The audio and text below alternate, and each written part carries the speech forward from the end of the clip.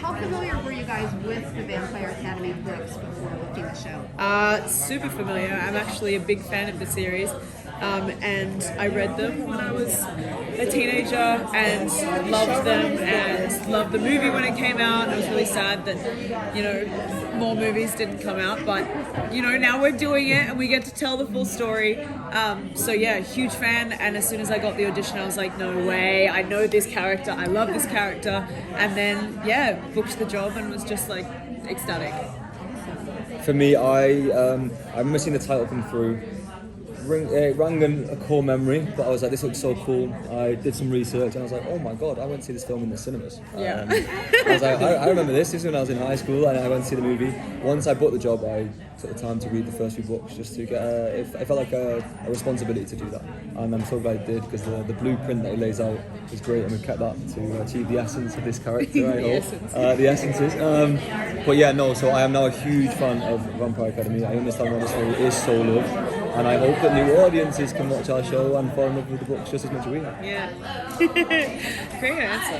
What in the books about your character did you love so much that you knew you had to make sure you captured when you were playing on the series? Oh, I kind of liked the cowboy duster. That's just an attribute, right? You're obsessed. He's obsessed with the duster. I'm obsessed with it. Let it go, man. I love it.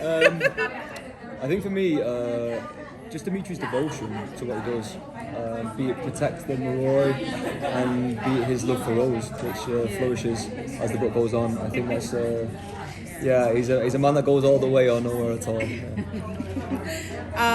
Sorry, what was the question? I forgot. Sorry. I was just looking at it like, wow.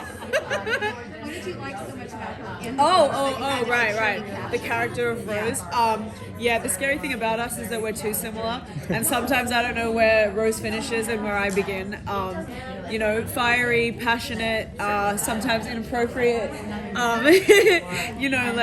She's a fighter, and she fights for what she loves and what she believes in, and sometimes it doesn't always land, and I definitely identify with that myself. So undeniably yourself. Yeah, undeniably myself. I'll take that. Unapologetically, in the best way. In the very best way. Thank you. Can you tell us about Rose's history with Lissa? So Rose and Lissa, basically, they've been best friends since they were very, very small children, and Rose never really had a family that was around. Being a Dhampir and training to be a guardian, her parents are Dhampirs, or her mother is a Dhampir as well. So she is a guardian, acting guardian, and she's off, doing her duty, protecting her Maroi. So Rose never really had a mother around, and her father, who even knows where he is at any given point. So Lissa's family became Rose's family. They really adopted her. They took her in, and Lissa was, not just her best friend, but her sister and the closest person that she had, and her safety net, really. So that's where we meet the girls in the story. We meet them and they already have this amazing, beautiful love between them and this beautiful bond. And over the series that just gets stronger and stronger, and you see the girls develop, and they find a lot of strength in their relationship. Apart and together, I think they're very strong women in their own ways. Can you talk about Rose's powers, and Dimitri, does he have powers as well? Powers? What are your powers? Sharing daringness, that's what it is. Okay, Mr. Darcy. Well, they're obviously I say blessed. Part of their curse is their physical attributes, their strength, their speed, all the cool stuff of a vampire, minus the fangs. I've got to come. Yeah, I really wanted the fangs, but that's fine, whatever. So a lot of their potential lies in their fighting abilities, hence their job and their commitment to defending the Marois. That's why we make such good protectors and guardians, because we have the heightened senses and the strength and agility, and those are all the things you need to be a warrior, basically. I think Dimitri, as the series goes on, finds that Rose does have different kind of superpowers that are quite human, which he falls in love with in a different way. Yeah. Dimitri can be, I don't want to say unhuman, but It's very stoic, isn't he?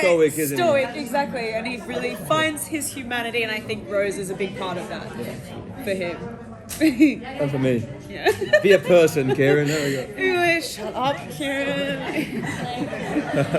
vampires are like really popular all the time. And I was Oh, wondering, yeah. what was it about this series that you thought made it special and stand out from other vampires? Well, we have this completely. It's its there own are- world and its own it's a- rights, Yeah, right? exactly. Like Rochelle Mead in the books creates this amazing world that's so different to most vampire stuff, because there are different kinds of vampires. You know, there are and they're ancient races, and this ancient race of sort of good vampires, and they're proper, and they live in a structured society, and they're called Moroi, and some of them are royal, some of them are not, and then there's a class divide even within that kind of faction.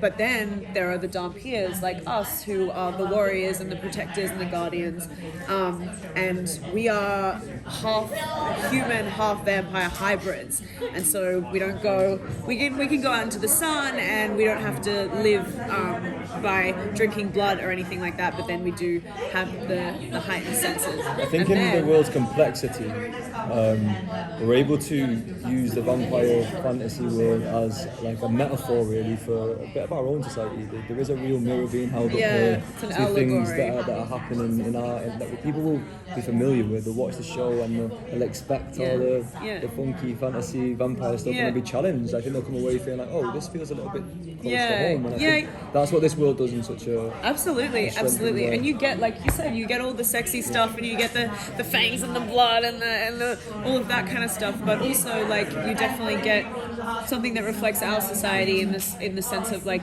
you know, a class structure and revolutionary kind of ideas and things being disrupted in a way that's like makes you question, is this society fair the way even we your run own it? beliefs, I guess. Yeah. Definitely. It's quite exciting, really. I think people It will switch is. it on and then get lost in this idea of, Exactly. it makes you challenge your own beliefs and question different things. And And the bad vampires are very scary as well. They're called Strigoi, and they've got the full bad vampire get-up. They got red eyes, and I can't say too much, obviously, but they're... But I can promise this, if the audience are 30% as scared as I was the first time I had to fight one on set, Oh my God. we are on to a good show, because Seriously? heart in my mouth, terrified. Literally, Genuine fear. like the first, I remember. Genuine fear. I was the same. The first time I ever fought someone in the full Strigoi bad vampire get up, and they just run at you, and they're like ferocious, like this and that, and you just forget your fight choreography, and you're just like, ah! That was your first Wait, what day. was that? He Yeah. literally just ducked. No, I was like, and on my first day, I was like, oh, can we cut and come Slings back at to me, it? and my brain just goes, you know choreo, like look at it, just block the punch. She was like, that was close, right? Yeah. That was close. Anyone see that? Can we use that in the cut? That was kind of reactive. Oh my God. Terrifying. How difficult was the physical training? I mean, because they show you guys actually doing training. So how is it to train for training? I think that was a massive part of where we found, for me, because you obviously had a lot of stuff going on with Lissa, but a lot of Dimitri's scenes, especially as Humanity comes out with scenes with Rose, and I think a massive part of their relationship in the books is the training, and I think for me, the training for the training actually helped me find Dimitri on a much simpler. It helped me find a connection with Rose, because we had to. That was an experience we had to share, and we found things that worked for us. Physically getting into your character is also something that's like important to me in terms of the process of making a character. Like, it's like putting on the clothes, you know, you step into the clothes and you step into the role. And I think training and figuring out our own fighting styles within the training and like the martial arts that they were teaching us and stuff like that was really cool for character building. And then a lot of our scenes in the beginning are training together, and so we would train in the gym to bring that together, and it was lots of different martial arts styles. The incorporation of our own histories as well. Yeah, exactly. She's been in films that are quite action-packed, and she's obviously come from a dance background, and I'm from a boxing background, so we introduce these to each of our characters. Yeah, different strengths, and then I think that's what's so beautiful about our fight style specifically, is that yes, it's a whole, and you can see that it's very similar when everyone fights, but each individual's personality comes through their fighting style. Definitely. Different characters, the way they fight is very, very interesting to watch. And then Rose and Dimitri then complement each other on a whole new level with that. So it's like Yeah. We find a flow. we find a flow. Feng shui. Thank you. Thank you so much for your time. Sweet. Thank you so much. Guys. Wow, round tables. This is new.